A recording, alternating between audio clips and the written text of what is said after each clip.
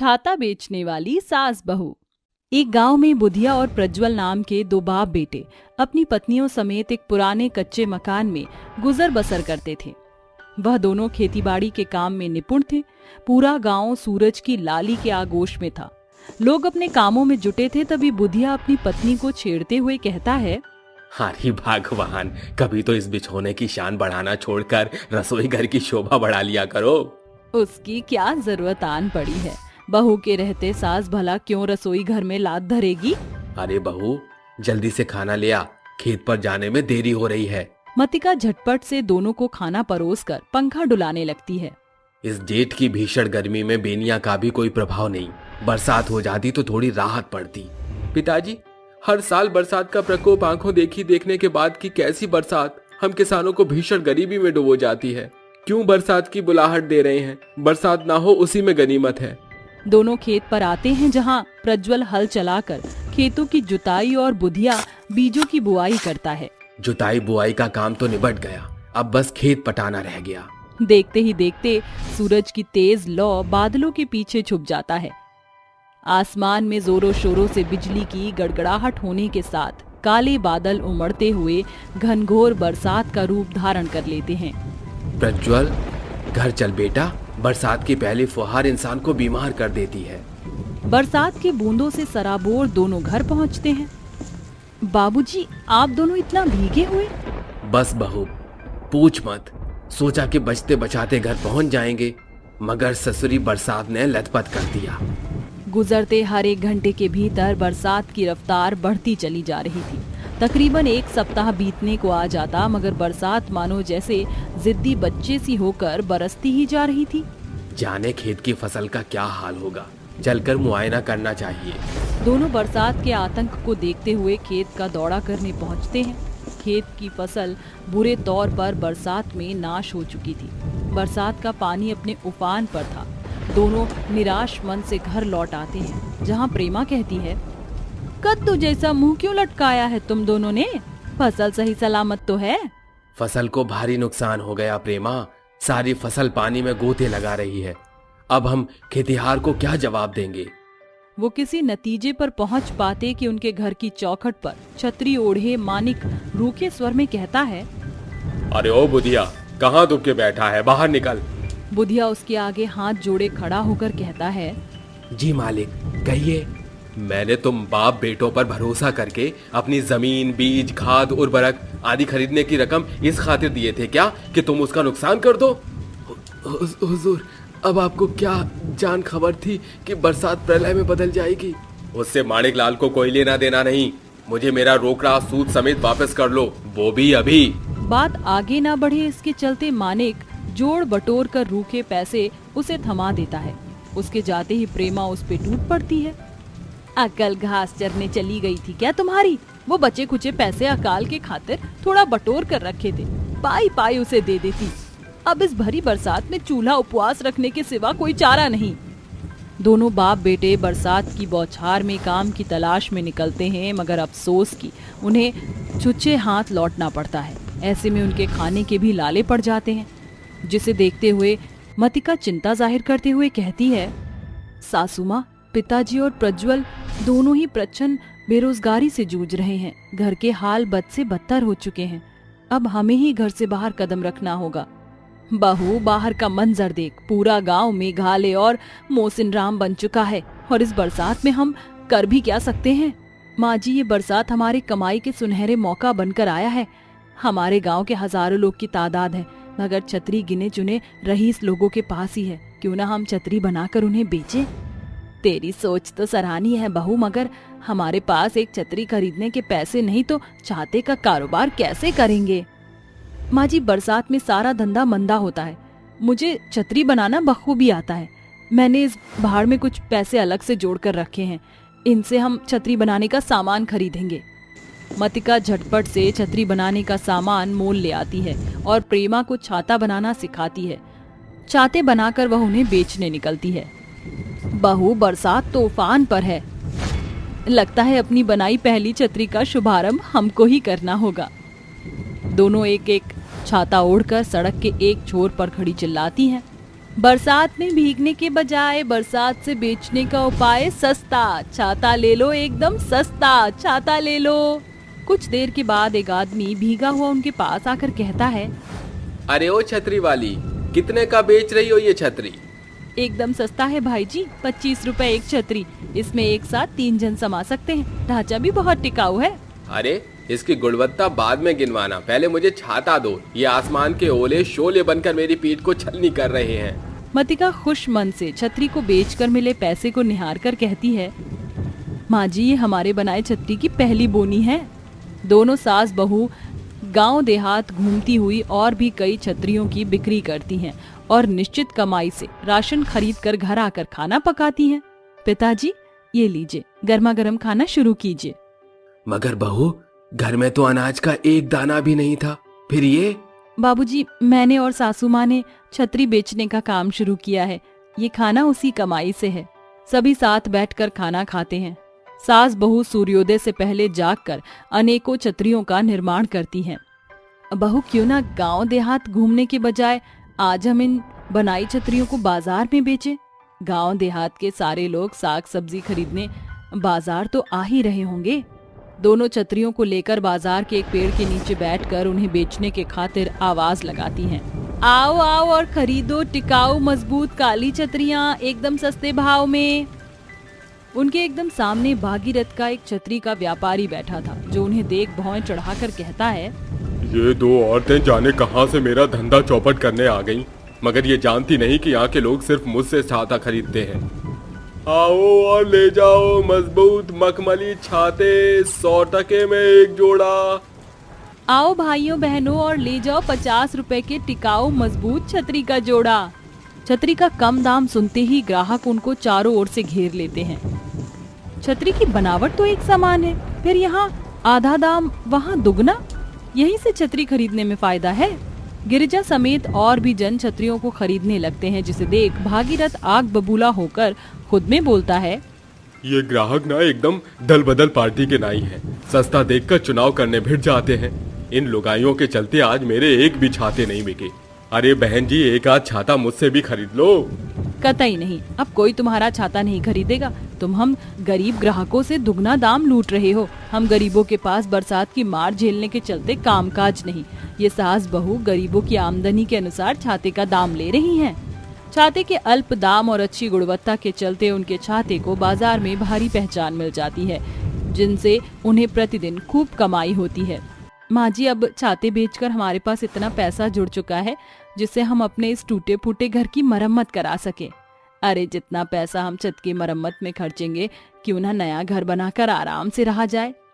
इस तरह दृढ़ संकल्पी सास बहू भीषण बरसात से हार न मानकर मौसम के अनुसार छतरी का व्यापार करती हैं, जिससे न सिर्फ उनके घर की आर्थिक स्थिति संवरती है, बल्कि उनके हाथों की कारीगरी को पहचान भी मिलती है। और अंत के वह रंग बिरंगे छतरियों की दुकान खोलकर आरामदायक तौर पर छतरियां बेचा करती थी। साथ ही मानसून के महीने में गरीब तबके के लोगों को मुफ्त में छाता बांटा करती थी।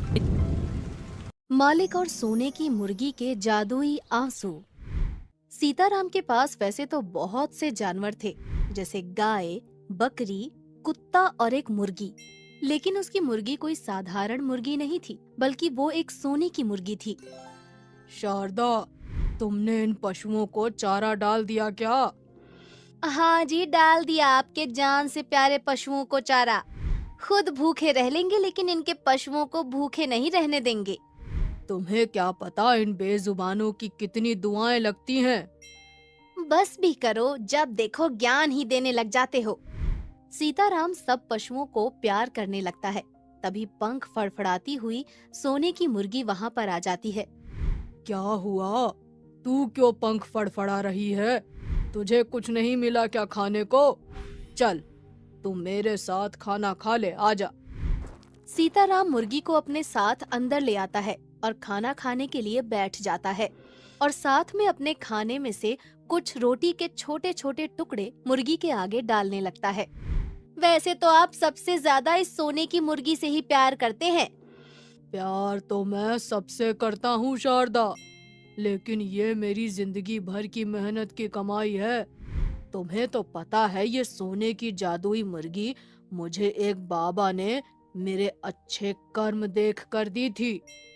काहे की जादुई? क्या जादू किया है इसने? अब तक तो कोई जादू नहीं किया इसने। मत करने दो जादू, ये सोने की मुर्गी है, इतना ही काफी है। कभी किसी के पास सोने की मुर्गी देखी है तुमने? बस इसे देख देख कर खुश होते रहो, मैं तो चली अपने काम करने। ऐसे ही एक दिन गांव में एक सेठ किसी काम से आता है और उसे सीताराम की सोने की मुर्गी दिख जाती है। क्या तुम ये सोने की मुर्गी मुझे दे सकते हो? बदले में मैं तुम्हें इसके अच्छे दाम दूंगा। नहीं सेठ जी, भला अच्छे कर्मों के भी कोई दाम होते हैं। ये मेरे अच्छे कर्मों का ही फल है, मुझे माफ करना, मैं ये मुर्गी आपको नहीं दे सकता। देख लो, मैं तो तुम्हारे मुनाफे की बात ही कर रहा था। अब तुम्हें नहीं देनी तो कोई बात नहीं, भविष्य में कभी बेचने का मन करे तो मुझे जरूर याद करना। वो सेठ ऐसा बोलकर वहाँ से चला जाता है। उसके जाने के बाद शारदा बोलती है, आप भी ना अजीब ही किस्म के इंसान हो। वो सेठ इतने अच्छे दामों में मुर्गी खरीद रहा था, बेच देते उसे तो पैसे ही मिल जाते, कुछ काम आ जाते हमारे। मुझे गुस्सा दिलाओ मत और जाकर अपना काम करो।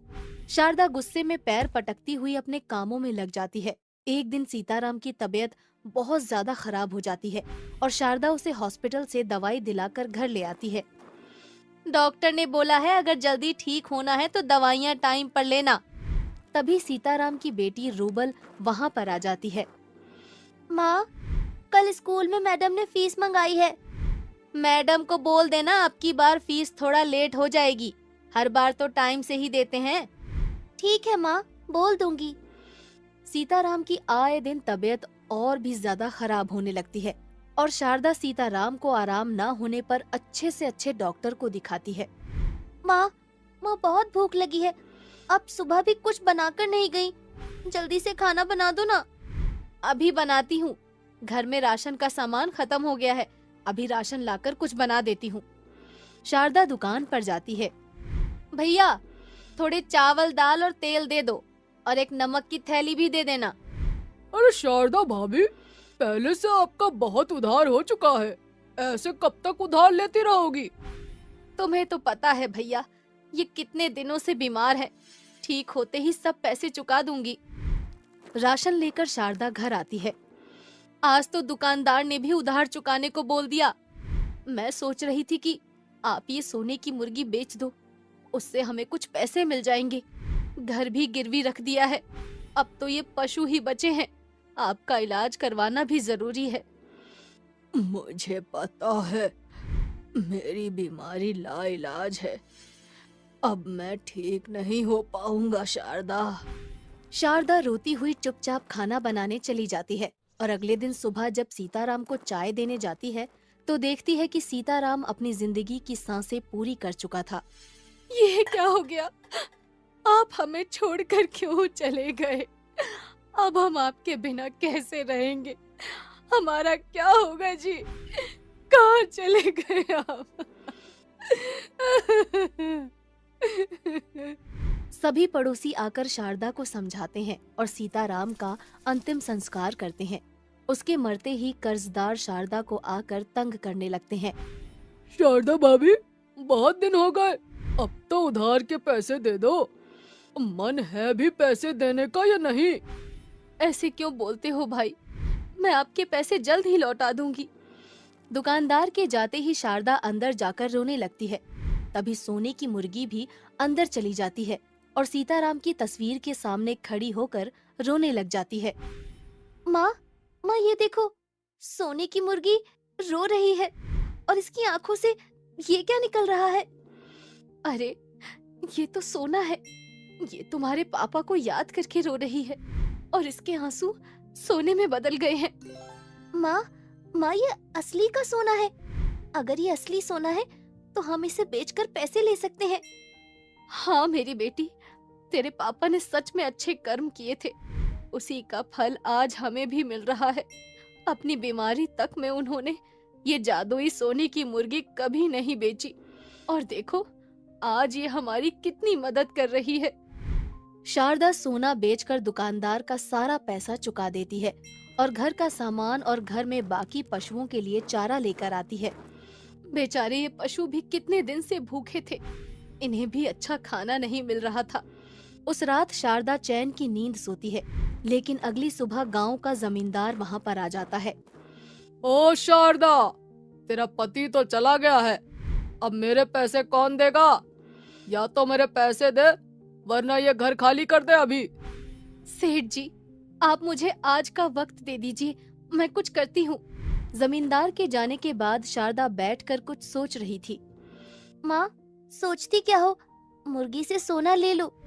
रूबल मुर्गी को जैसे अंदर लाती है, मुर्गी सीताराम की तस्वीर देखकर बहुत रोती है और उसके आंखों से सोने के आंसू निकलते हैं। चलो, अब मैं सोना बेचकर आज ही सेठ के सारे पैसे लौटा देती हूँ।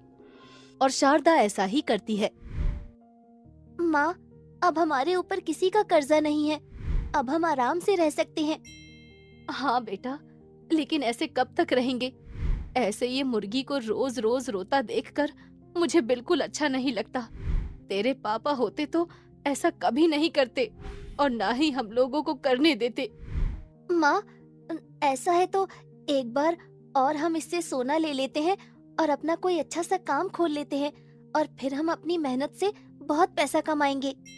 रूबल मुर्गी को अपने पापा की तस्वीर के आगे ले जाती है।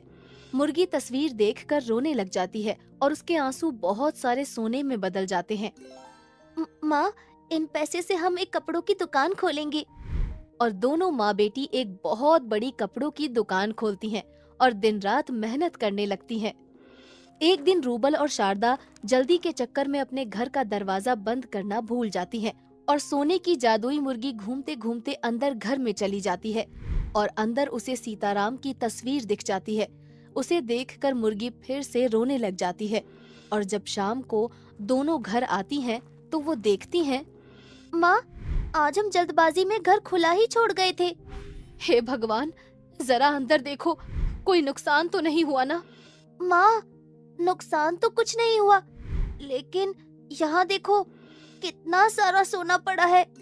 जरूर ये मुर्गी फिर अंदर आई होगी और तेरे पापा को याद करके रोई होगी। माँ, आप ये पापा की तस्वीर यहाँ से हटा दो, वरना ये मुर्गी उन्हें देखकर ऐसे ही दुखी होती रहेगी।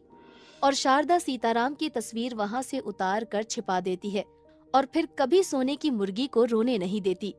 माँ, ये सोने का क्या करेंगे? भगवान का दिया अब हमारे पास सब कुछ है, कल इसे बेचकर गरीबों में राशन और कपड़े बांट देंगे, तेरे पापा की आत्मा को शांति मिल जाएगी। और अगले दिन दोनों माँ बेटी उस सोने को बेचकर गरीबों में कपड़े और राशन का सामान बंटवा देती हैं और बदले में बहुत सारी दुआएं ले जाती हैं। संजय अपनी बेटी मीनाक्षी के साथ रहता था। संजय अपने कामकाज में बहुत ही ज्यादा व्यस्त रहता था, इसलिए वो मीनाक्षी को जरा सा भी टाइम नहीं दे पाता। और एक रात मीनाक्षी अपने पिता के पास आती है और अपने पिता से बोलती है, पिताजी, क्या आज भी मेरे लिए आपके पास टाइम नहीं है? आप मेरे पास बैठकर मेरा हाल समाचार पूछ लें। मीनाक्षी बेटा, ऐसा क्यों कह रही हो? हाँ, मैं थोड़ा सा बिजी रहता हूँ तो किसके लिए?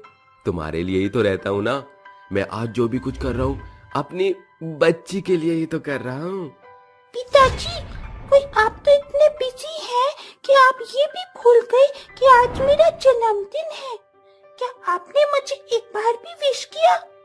आपसे तो अच्छी मेरी माँ थी, जब तक वो जिंदा थी तब तक उन्होंने मेरा बहुत ही अच्छे से ख्याल रखा था। बेटा, मैं मानता हूँ कि मैं तुम्हारा माँ की तरह ख्याल नहीं रख पा रहा। बताओ, तुम्हें तुम्हारी इस बर्थडे पर क्या गिफ्ट चाहिए? मुझे कुछ भी नहीं चाहिए, बस मुझे आपके साथ थोड़ा सा वक्त चाहिए। क्या आप अपनी बिजी लाइफ को छोड़कर थोड़ा सा वक्त मुझे दे सकते हैं? नहीं दे सकते ना? तो बस अब आप मुझसे बात मत कीजिए। इतना कहकर मीनाक्षी वहां से चली जाती है। वहीं दूसरी तरफ संजय अपने सिर पर हाथ रखकर परेशानी में बैठ जाता है। अगली सुबह संजय चंपा से शादी करके आ जाता है। उसकी एक बेटी मोहिनी जो कि 16 साल की थी। संजय उन दोनों को लेकर अपने घर आता है और अपनी बेटी मीनाक्षी से बोलता है, बेटा मीनाक्षी, देखो आज से तुम्हारी ये नई माँ और नई बड़ी बहन, तुम इनकी सारी बात मानना।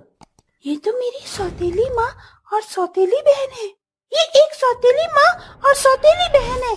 मैं इनकी एक भी बात नहीं मानूंगी, क्योंकि सौतेला हमेशा सौतेला ही रहता है। इतना कहकर मीनाक्षी वहां से गुस्से में चली जाती है और देखते ही देखते अब दिन बीतने लगते हैं। लेकिन मीनाक्षी ने अपनी माँ और अपनी बहन के प्रति कोई भी लगाव नहीं आया।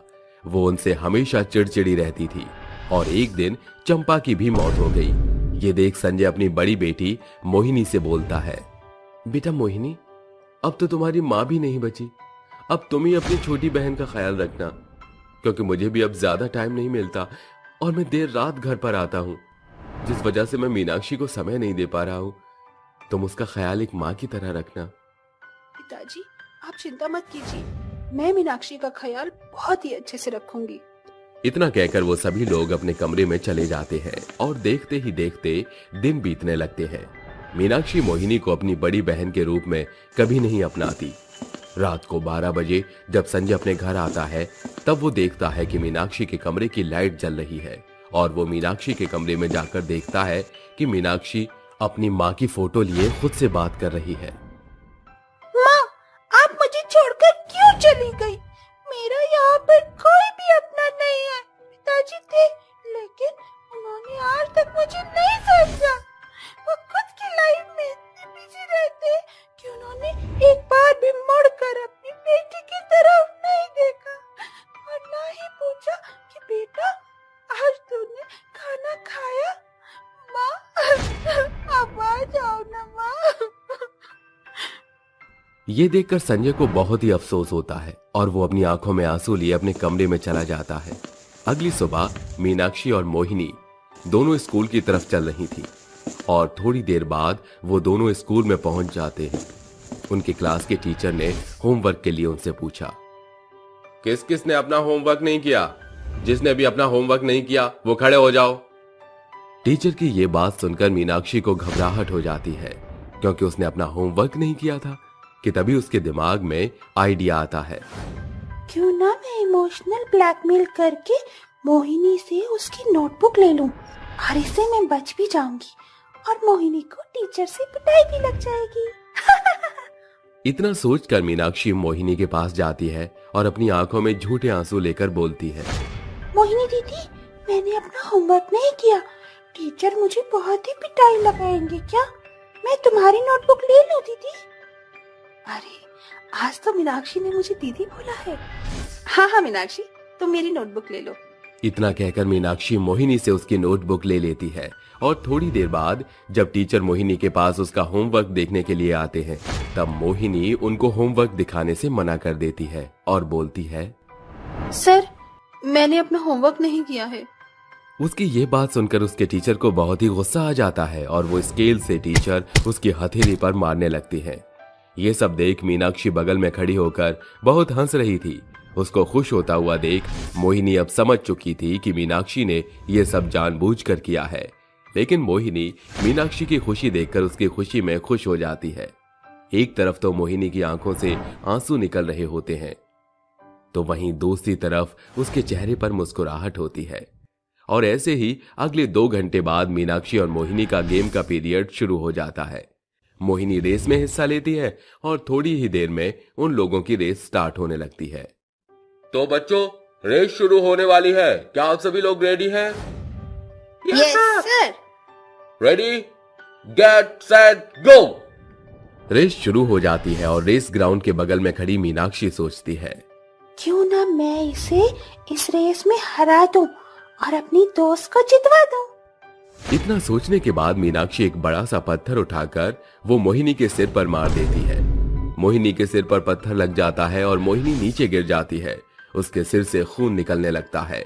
ये सब देख टीचर उसके माथे पर पट्टी बांध देता है। दोपहर को दोनों बहनें अब अपने घर की तरफ जा रही थी कि तभी वहां से एक ट्रक गुजर रहा था।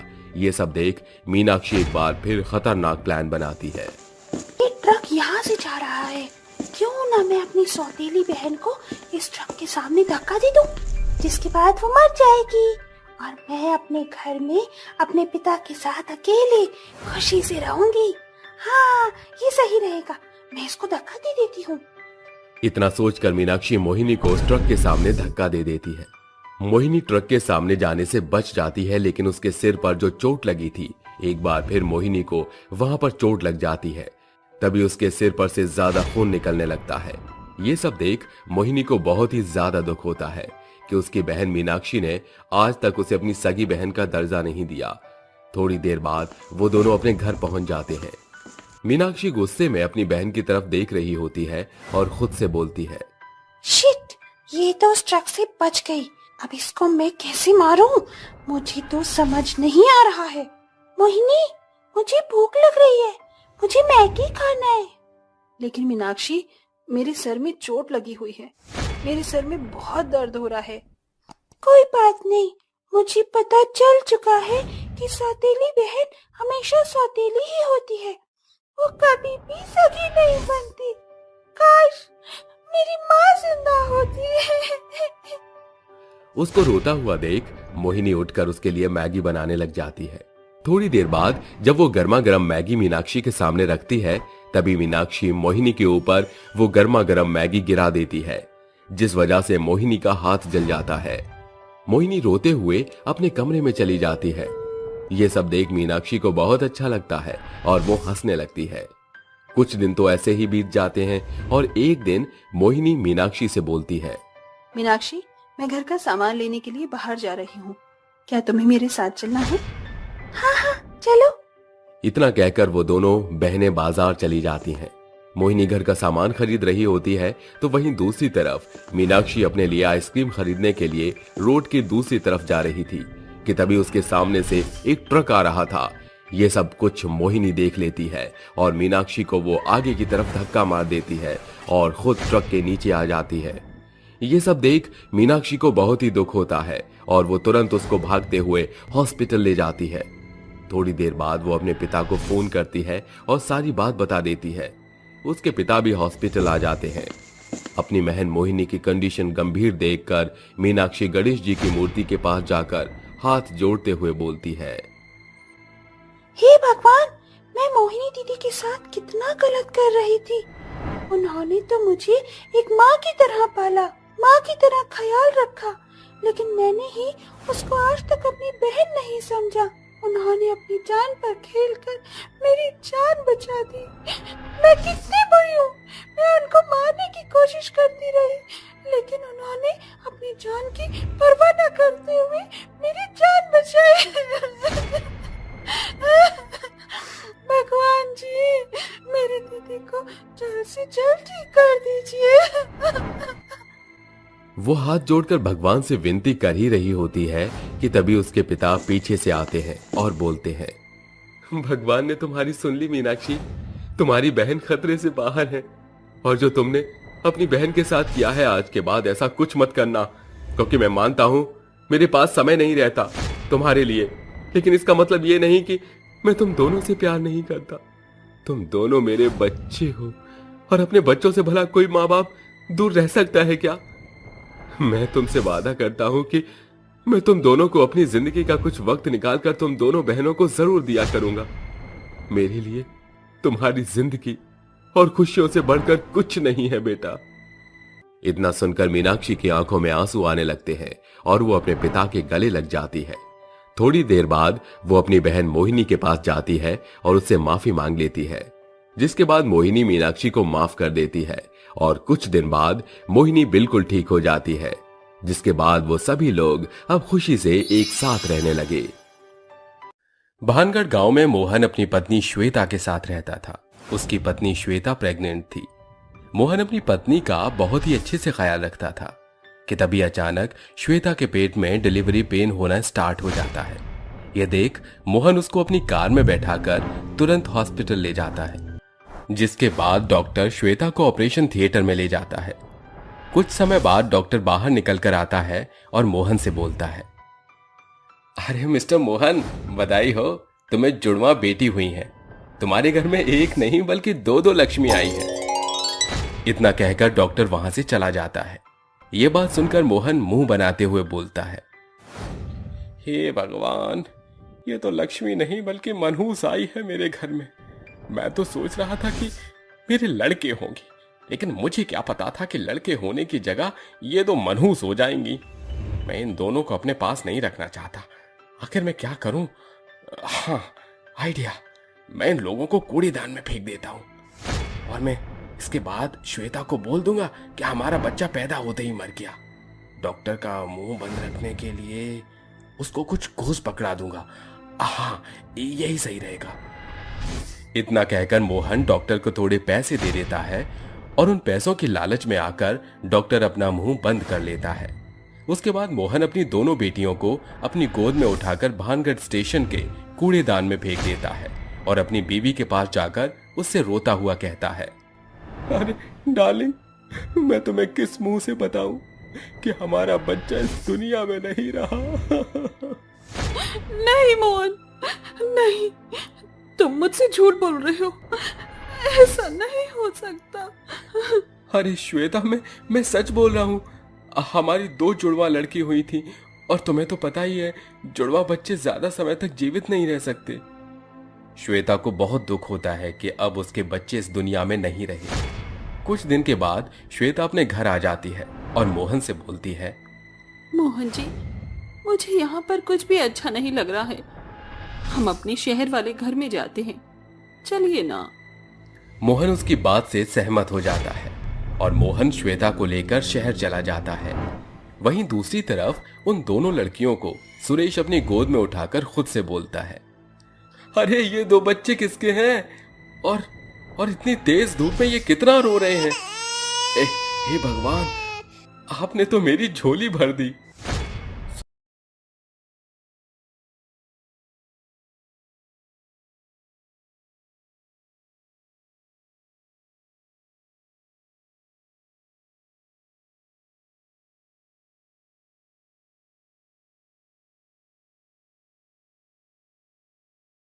भी वो उदास होकर बोलती है, पर सुरेश जी, हम तो खुद भीख मांग कर खाते हैं।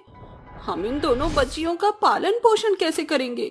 अरे मेघना, तुम चिंता मत करो। भगवान अगर सारे रास्ते बंद करता है तो कोई ना कोई रास्ता हमें आगे बढ़ने के लिए जरूर दिखाता है।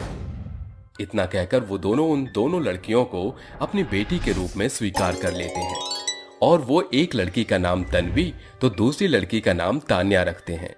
सुरेश और मेघना स्टेशन पर जाकर भीख मांगते हैं और अपने साथ साथ अपने दोनों बच्चों का पेट भी भर लेते हैं। और इस तरह अब 5 साल बीत चुके थे। वो दोनों अपने माँ बाबा के साथ रोज स्टेशन पर जाया करते और वहां लोगों से भीख मांगा करते। दूसरी तरफ मोहन और श्वेता एक बार फिर भानगढ़ गांव में आते हैं और जब श्वेता भानगढ़ स्टेशन पर जैसे ही उतरती है कि तभी उसके सामने वो दोनों बच्चियां श्वेता के सामने आती हैं और उसके सामने हाथ जोड़कर खड़ी होकर बोलती हैं, आंटी जी, मुझे कुछ पैसे दे दीजिए। हम गरीबों पर थोड़ा सा रहम दिखा दीजिए। हम लोगों ने कुछ भी नहीं खाया, हमें कुछ पैसे दे दीजिए या हमें कुछ खिला दीजिए आंटी जी। इन दोनों लड़कियों को देख श्वेता को अजीब सा महसूस होता है और वो अचानक उन दोनों को गले लगा लेती है। ये देख मोहन बोलता है, अरे श्वेता, तुम ये क्या कर रही हो?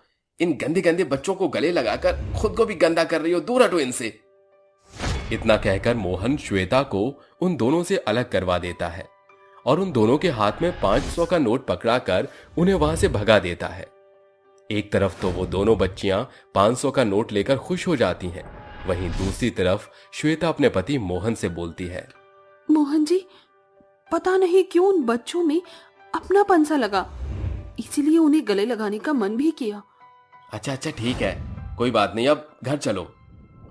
इतना कहकर वो दोनों अपने घर चले जाते हैं।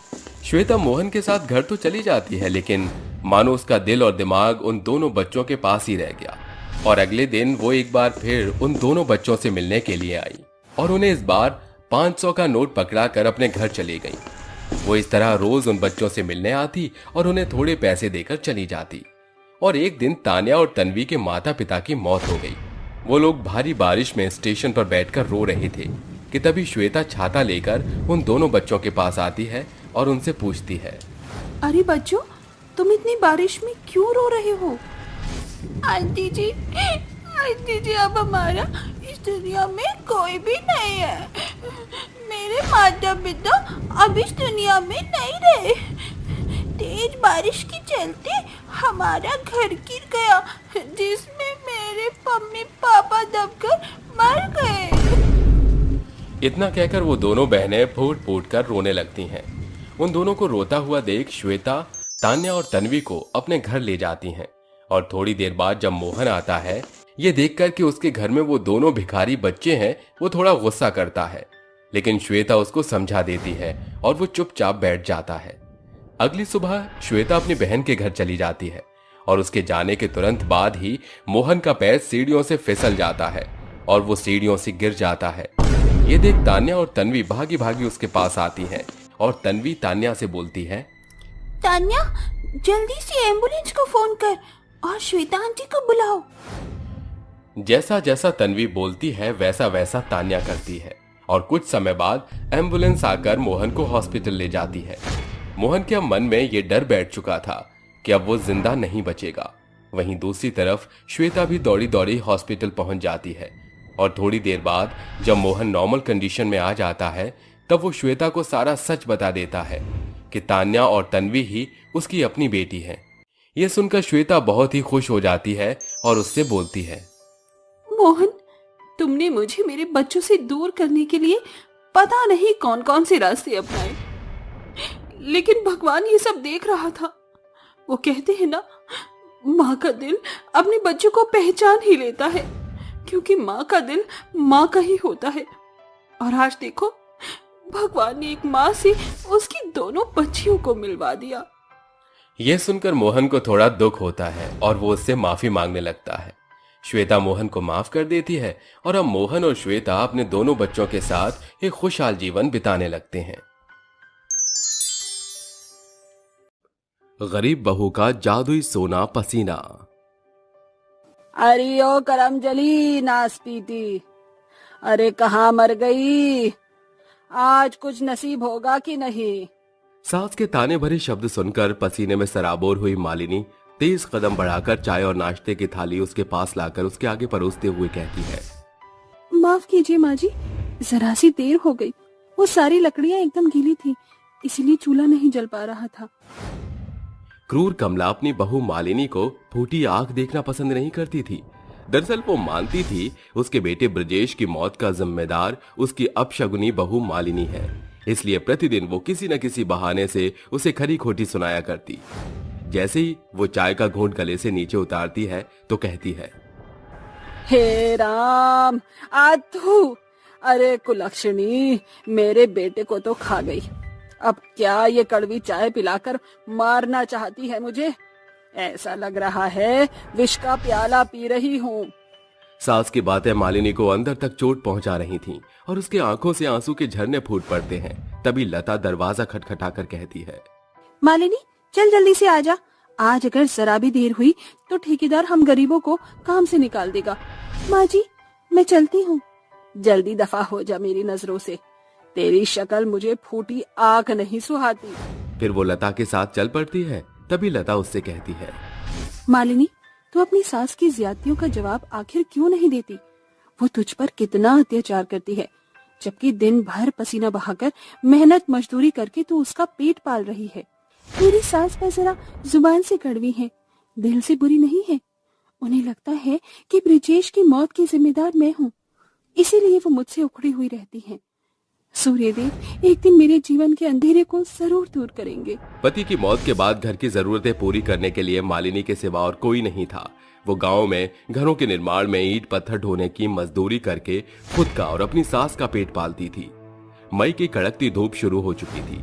तेज लू की लहर में सभी मजदूर पसीना बहाकर परिवार चलाने के लिए काम कर रहे थे।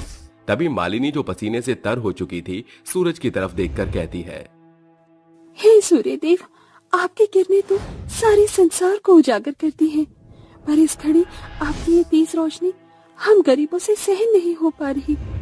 सभी गरीब मजदूर सर से लेकर पांव तक पसीने से भर चुके हैं। हमारी जीविका इसी मजदूरी पर निर्भर करती है। कृपया आप अपनी तेज लौ को छाया में बदल दीजिए। मालिनी हर सवेरे सूरज को अर्घ दिया करती थी। उसकी सूर्य के प्रति काफी आस्था थी, इस कारण उसका निवेदन आसमान में रहने वाले सूरज स्वीकार कर लेते हैं और कड़कती धूप शीतल छांव में बदल जाती है और सूर्य देव उसके पास प्रकट होकर कहते हैं, मालिनी, हे देव, कौन है आप? मैं वो हूं जिसे तुम प्रतिभोर अर्घ देती हो।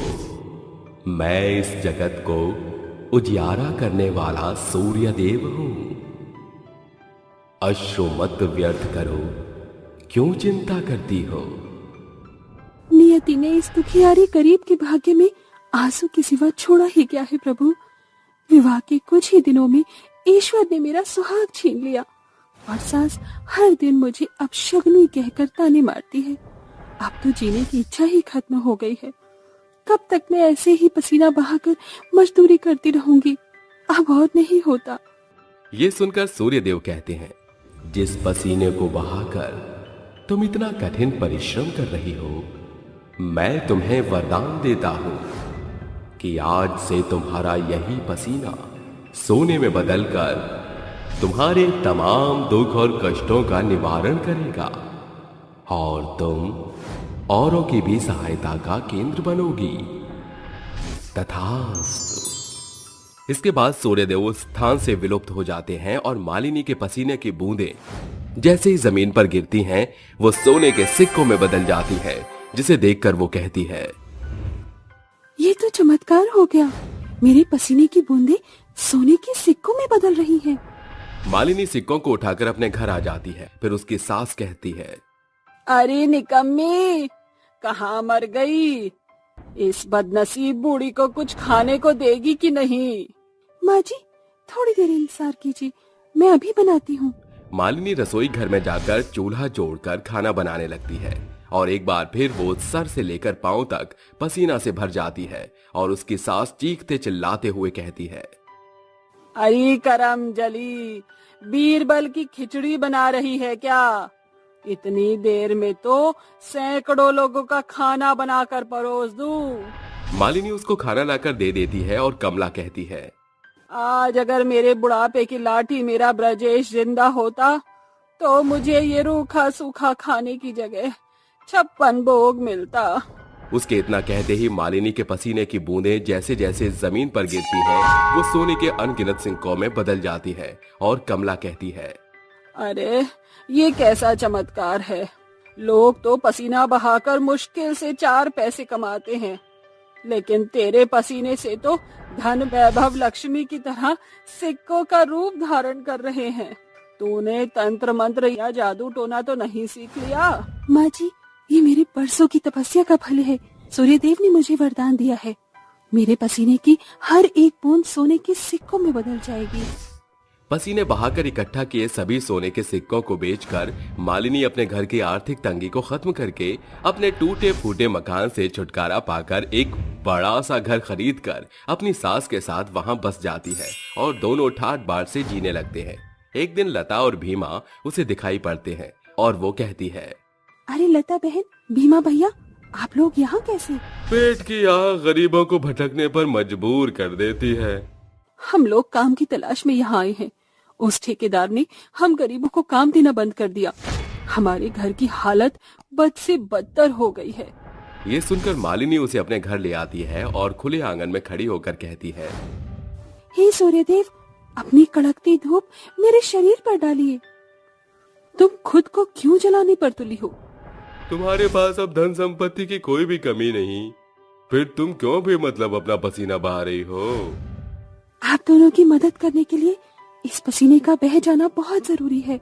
धूप की किरणों से मालिनी पसीने से तरबतर हो जाती है और उसकी प्रत्येक बूंद गिरने के साथ वो सोने के सिक्के में बदल जाती है और वो कहती है, अरे ये कैसा जादुई चिराग है? हम गरीब तो पसीना बहाकर 2 वक्त की रोटी जुटाते हैं, पर तुम्हारा पसीना तो खरे सोने के सिक्के बरसा रहा है। ये सभी सोने के सिक्के आप दोनों ले लीजिए और इसे एक अच्छा कारोबार शुरू करके आराम से कमाई कीजिए। बस बहुत गरीबी का जीवन जी लिया आपने, अब आप दोनों को खून और पसीना बहाने की जरूरत नहीं पड़ेगी। फिर दोनों मालिनी का शुक्रिया अदा करके वहां से चले जाते हैं और मालिनी अपने पसीने के द्वारा और भी कई गरीब लोगों की मदद किया करती और धीरे धीरे उसके सास सही उसके रिश्ते बेहद ही अच्छे हो जाते हैं। और अंत में उसकी सास कहती है, अरे बहू, मुझे माफ कर दे। मैंने तुझ पर कितना जुल्म और अत्याचार किया, फिर भी तूने मुझे अपनी माँ से बढ़कर माना। पर मैं तुझे बेबी तो दूर, बहू भी ना मान सकी। तूने हर दिन अपना पसीना बहाकर कड़ी मेहनत मजदूरी करके मेरी भूख मिटाई और मेरी सेवा की। तेरे जैसी बहू पाकर मेरा जीवन सफल हो गया बेटा। शुक्रिया माँ जी, मुझे विश्वास था कि आप एक दिन मुझे जरूर अपनाएंगी। और इस तरह मालिनी की पसीने बहाकर उसके गरीबी के जीने के दिन खत्म हो जाते हैं और दोनों ही गरीब मजदूर लोगों की मदद करने का जिम्मा भी उठाते हैं और खुशहाल जीवन बिताने लगते हैं।